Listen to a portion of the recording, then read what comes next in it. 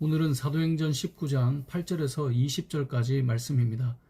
먼저 하나님의 말씀을 읽겠습니다.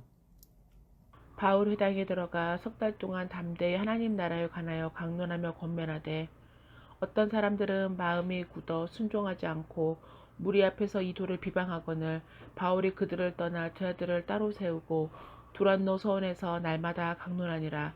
두 해 동안 이같이 하니 아시아에 사는 자는 유대인이나 헬라인이나 다 주의 말씀을 듣더라. 하나님이 바울의 손으로 놀라운 능력을 행하게 하시니 심지어 사람들이 바울의 몸에서 손수건이나 앞치마를 가져다가 병든 사람에게 얹으며 그 병이 떠나고 악기도 나가더라. 이에 돌아다니며 마술하는 어떤 유대인들이 시험삼아 악기 들린 자들에게 주 예수의 이름을 불러 말하되 내가 바울이 전파하는 예수를 의지하여 너에게 명하노라 하더라. 유대의 한 제사장 스게아의 7 아들도 이 일을 행하더니 악기가 대답하여 이르되 내가 예수도 알고 바울도 알거니와 너희는 누구냐 하며 악기 들린 사람이 그들에게 뛰어올라 눌러 이기니 그들이 상하여 벗은 몸으로 그 집에서 도망하는지라. 에베소에 사는 유대인과 헬라인들이 다 이 일을 알고 두려워하며 주 예수의 이름을 높이고 믿은 사람들이 많이 와서 자복하여 행한 일을 알리며 또 마수로 행하던 많은 사람들이 그 책을 모아 가지고 와서 모든 사람 앞에서 불사르니 그 책값을 계산한즉 은 5만이나 되더라. 이와 같이 주의 말씀이 힘이 있어 흥황하여 세력을 얻으니라. 아멘. 오늘 본문 역시 복음 전하는 삶에 나타나는 패턴이 이제 보여집니다. 바울이 회당에서 3개월 동안 말씀을 전하는데 사람들이 다 믿는 게 아니죠. 그리고 9절을 보면 어떤 사람들은 마음이 굳어서 순종하지 않고 무리 앞에서 복음, 이 도를 비방합니다. 하나님의 말씀이 전해져도 바울이라는 정말 엄청난 사도가 복음을 전해도 마음이 굳어 있으면 받아들이지 않아요. 받아들이지 않을 뿐만 아니라 비방해요. 그냥 비방하는 게 아니라 사람들 앞에서 비방해요. 왜요? 복음을 방해하는 거예요. 복음을 받아들이는 무리들이 복음을 받아들이지 못하게 비방하며 방해하는 것입니다. 복음이 전해질 때 꼭 이런 일들이 일어나게 됩니다. 그런데 바울은 그들에게 매여 있지 않았습니다. 복음에 방해되지 않게 제자들을 데리고 두란노 서원으로 장소를 옮깁니다. 그리고 거기서 다시 말씀을 강론하기 시작합니다. 그래서 어떤 역사가 일어납니까? 10절에 보면 아시아에 사는 자는 유대인이나 헬라인이나 다 주의 말씀을 듣더라. 엄청난 일이죠. 아시아 전역에 사는 사람들이 유대인이든 헬라인이든 상관없이 다 주의 말씀을 듣는 놀라운 역사가 일어나는 겁니다. 이뿐만 아니라 말씀을 전하고 복음을 전할 때 하나님께서 놀라운 능력을 행해 주십니다. 병든 사람이 낫게 되고 악한 귀신이 막 떠나가게 됩니다.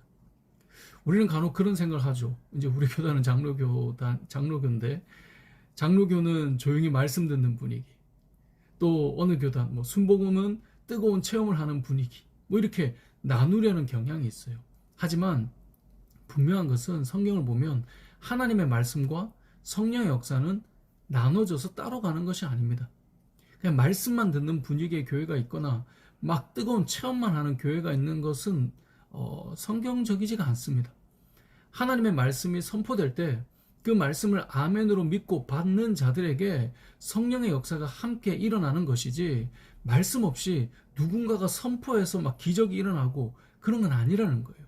성령의 역사 없이 말씀을 그냥 교훈집으로 읽는 것도 아니라는 거죠. 저는 어릴 때부터 장로교회에서 자라서 지금까지 이렇게 신앙생활을 해왔고 또 이제 목회자가 되었는데 저는 하나님의 말씀 안에서 정말 수많은 일들을 경험했습니다. 이게 내 느낌과 감정, 뜨뜻함, 물론 그런 경험들을 한 적도 있지만 정말 하나님의 말씀이 어떻게 역사하는가를 지금도 보아오고 경험하고 있습니다. 말씀과 성령의 역사는 따로 가는 것이 아닙니다. 말씀이 선포되는 곳에 반드시 성령의 역사도 함께 일어나게 된다는 사실을 오늘 말씀을 통해 우리는 기억해야 합니다. 이런 역사를 보고 마술을 하는 어떤 사람들은 바울이 명한 것처럼 예수의 이름으로 명하니 그 사람의 몸에서 나오라고 선포하는 일들이 이제 뒤에도 나오거든요. 근데 귀신이 뭐라고 말합니까? 내가 예수도 알고 바울도 아는데 너희는 누구냐? 그리고 이 악기 들린 사람이 그들에게 달려들어 짓눌러버리는 일이 일어나요. 무엇을 말하는 겁니까? 예수의 이름으로 선포하는 것이 단순히 주문이 아니라는 거예요. 왜 우리가 마술할 때 수리수리 마수리 이런 주문은 누가 외워도 그 주문을 해야 이제 마술이 진행되죠. 어릴 때 그 동화책을 보면 열려라 참깨, 이 말은 누가 해도 이 용어를 쓰면 문이 열리잖아요. 그것처럼 예수의 이름으로 명하노니 그 사람에게서 나오라, 이게 그냥 주문처럼 이 말만 하면 그냥 역사가 일어난다, 이런 의미가 아니라는 거예요. 앞서 말씀드린 것처럼 하나님의 말씀이 우리 안에 역사하고 그 말씀 안에 성령이 역사하여 하나님의 놀라운 역사들이 일어나는 것이지, 그냥 내가 주문을 외우고 선포하고 선언하니까 막 이루어진다, 이건 아니라는 것입니다. 자, 아무튼 이렇게 아시아 전역의 사람들이 말씀을 듣고 은혜를 받게 되고 성령의 역사가 일어나는 이 놀라운 상황이 되는 기본 베이스가 오늘 본문엔 두 가지가 나오는데요. 그 두 가지를 보면 첫 번째는 날마다입니다. 9절을 보면 두란노 서원에서 날마다 강론하니라 라고 말씀해요. 어떻게 했다고요? 날마다 강론했어요. 그곳에 하나님의 말씀이 날마다 선포되고 있었다는 거죠. 사실 하나님의 역사뿐만 아니라 세상에 어떤 역사를 기대하든지 간에 이 날마다라는 말은 너무나 중요해요. 예를 들어 다이어트를 해요. 어떻게 해야 될까요? 날마다가 아니고 과연 성공할 수 있을까요? 자, 건강을 위해 운동을 해요. 어떻게 해야 될까요? 아니면 뭔가를 이루기 위해 공부를 해요. 어떻게 해야 될까요? 언제 역사가 일어날까요? 날마다 꾸준히 할 때 역사가 일어나요. 이건 하나님의 원리입니다. 그렇기 때문에 신앙생활도 마찬가지예요. 예배를 드려요. 매주 하나님께 예배를 드리며 나아가는 것, 그 가운데 역사가 일어나는 거예요. 어떤 분은 저는 1년에 3번 교회 갑니다, 이런 분들도 계시잖아요. 뭐 부활절, 계란, 성탄절, 뭐 또 이제 교회에서 큰 축제죠. 그리고 송구영신 예배, 새해 다짐, 뭐 이렇게 가는 분들도 계시죠. 물론 그것도 귀한데, 사실은 우리가 예배를 하나님 앞에 드릴 때 날마다 매주마다 주님 앞에 나아가는 것, 그때 역사를 경험하는 겁니다. 기도를 해요. 1년에 한두 번 기도해요. 기도의 능력이 생길까요? 아니죠. 날마다 기도하는 거예요. 그래서 항상 기뻐하라, 쉬지 말고 기도하라, 늘 기도하는 거예요. 두 번째는 10절을 보니까 두 해 동안이라고 되어 있습니다. 날마다와 함께 붙어 있는 단어가 뭐냐면 2년 동안이에요. 꾸준히 하나님의 말씀을 선포했습니다. 꼭 2년이어야 하냐? 뭐 기간이 꼭 2년이다, 뭐 이런 건 아니겠지만 오늘 본문을 통해 본다면 2년이라고 하는 시간 동안에 하나님께서 어떤 역사들을 이루어 주셨는가를 보여주는 거거든요. 결국 이것은 날마다와 함께 꾸준하게 일정의 시간들이 동반되어야 한다는 것을 보여주는 것입니다. 예전에도 한번 말씀드렸지만 그런 글을 봤는데요. 물방울은 힘이 아니라 시간으로 바위를 뚫는다 라는 글을 본 적이 있습니다. 저는 그 말이 참 많이 와닿았습니다. 물방울은 힘이 아니라 시간으로 바위를 뚫는다. 물방울이 그 두툼한 바위에 구멍을 어떻게 낼 수 있겠습니까? 우리가 과연 가끔 산에 가거나 어떤 자연으로 가보면 이 물방울로 인해서 이 바위가 이렇게 깎여 있거나 구멍이 나 있거나 이런 걸 볼 때가 있잖아요. 어떻게 가능합니까? 물방울 한 방울씩 떨어지는 것이 힘이 있을까요? 아니죠. 그런데 그 긴 세월 동안 떨어짐이 바위를 뚫는 거예요. 말씀을 정리하겠습니다. 복음이 전해질 때 늘 방해하는 사단의 역사가 있죠.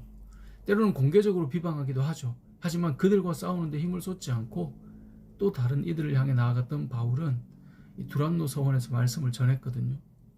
우리가 이 사실을 기억해야 되고요. 특별히 하나님의 말씀과 성령의 역사는 따로가 아니다라는 겁니다. 말씀이 선포되는 곳에는 반드시 역사가 일어납니다. 말씀을 아멘으로 받는 자에게는 반드시 역사가 일어납니다. 그러면서 두 가지를 기억합시다. 날마다와 2년. 여러분, 다시 하나님의 말씀을 펼쳐보시기를 권합니다. 오늘 하루를 말하는 것이 아니라 날마다 말씀을 읽고 기도하는 시간을 다시 시작해 보시기 바랍니다. 그 형식이 그렇게 중요하냐? 중요합니다. 날마다 주의 말씀 앞에 서는 것, 기도하고 주를 위해 봉사하고 섬기고, 이것이 아무것도 아닌 것처럼 형식과 그런 부분들은 의미 없는 것처럼 말할 때가 있지만 그렇지 않아요. 우리가 다시 하나님 말씀 앞에 서는, 날마다 주의 말씀 앞에 서기를 원합니다. 그게 너무나 작고 약해 보일지라도, 그 짧은 시간일지라도 그 시간들 속에 우리는 하나님의 사람으로 강력하게 세워지며 하나님의 역사를 경험하게 될 것입니다. 하나님의 말씀으로 충만하여 성령의 역사를 경험하며 살아가는 저와 여러분 되시길 주님의 이름으로 축복합니다. 아멘.